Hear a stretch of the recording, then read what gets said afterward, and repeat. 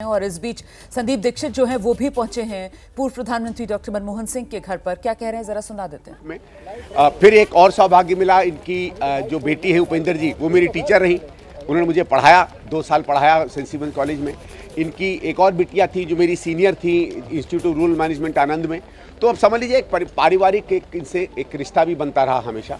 जब प्रधानमंत्री जब फाइनेंस मिनिस्टर बने तब तो हमने देखा ही उन्होंने क्या कीर्तिमान स्थापित किए, और प्रधानमंत्री के रूप में बड़ा संतोष हुआ कि उनके अंदर में सांसद रहे और उनके साथ काम किया और कई ओकेजन्स पर मिलते मिलाते भी रहे।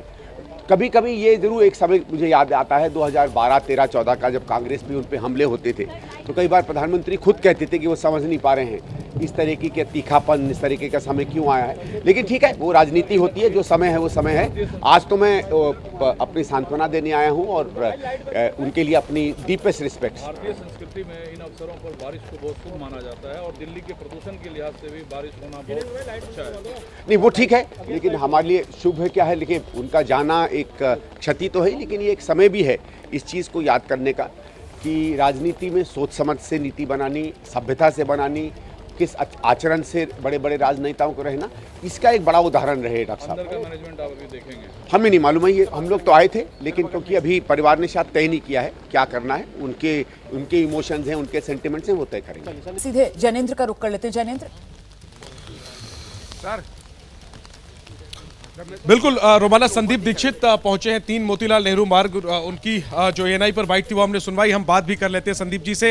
एक 3 मोतीलाल नेहरू मार्ग का एक रिश्ता संदीप दीक्षित के साथ ये है कि मनमोहन सिंह 2014 में यहाँ पर शिफ्ट हुए 7 रेसकोर्स रोड से। उसके पहले ये पता हुआ करता था दिल्ली की पूर्व मुख्यमंत्री शीला दीक्षित जी का 2003 से 2013 तक, यानी संदीप दीक्षित जी की माँ का। ये बंगला आपके लिए भी अहम है और मनमोहन सिंह जी की जो यादें हैं वो आज अहम है, वो आप साझा करिए। आज आप किस तरह से याद करते हैं? रात आप एम्स भी पहुंचे थे। देखिए, ठीक है, घर था वो मुख्यमंत्री का था, अब पूर्व प्रधानमंत्री का निवास रहा। डॉक्टर मनमोहन सिंह जी को मैं ऑलमोस्ट समझ लीजिए जब 8-9 साल का था तब से जानता था। ये जब अंकटाड में जो WTO के पहले हुआ करता था, जहाँ बातचीत हुआ करती थी, उसमें भारत को लीड करते थे। मेरे पिताजी IAS में थे, वो इनके साथ काम करते थे। तो समझ लो मेरी बचपन की यादें में है कि डॉक्टर मनमोहन सिंह एक बहुत अच्छे इकोनॉमिस्ट हैं, बहुत बढ़िया व्यक्ति हैं, तब से मैं इनको जानता था। पर वो एक पारिवारिक संदर्भ में पिताजी के साथ। फिर ये वित्त मंत्री बने। वित्त मंत्री में इन्होंने क्या किया उसके बारे में ज़्यादा कहने की तो आवश्यकता नहीं है, पूरा देश उसे जानता है। और 10 साल सांसद के रूप में मैंने इन्हें काम करते देखा। खासकर जब मैं चीफ विप था तो बड़े करीबी से बिल्स का क्या करना है, कभी कभी बुला लेते थे कि संदीप क्या चल रहा है पार्लियामेंट में। और मैंने एक बहुत डिसेंट व्यक्ति को देखा, लेकिन वो डिसेंट व्यक्ति जो अपनी दृढ़ता नीति में दिखाता था, राजनीति में नहीं। उसका ये था कि हम काम करो, काम करके प्रभाव होगा, देश आगे बढ़ेगा, समाज सुधरेगा, आर्थिक व्यवस्था हमारी बेहतर होगी।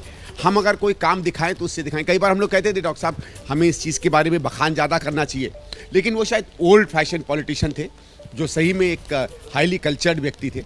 We will miss him.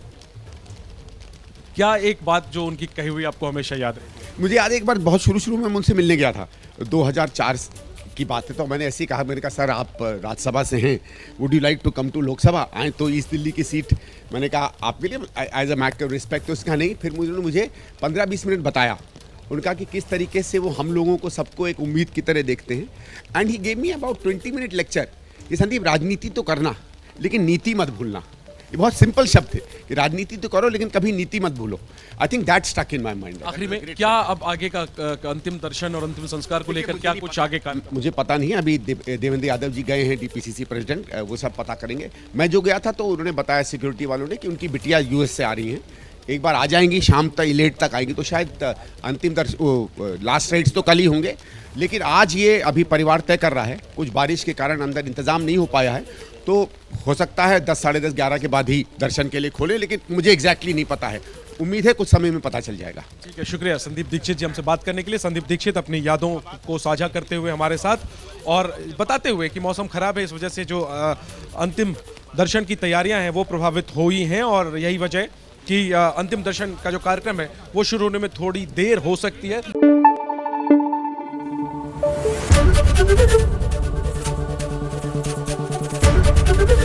ABP news आपको रखे आगे।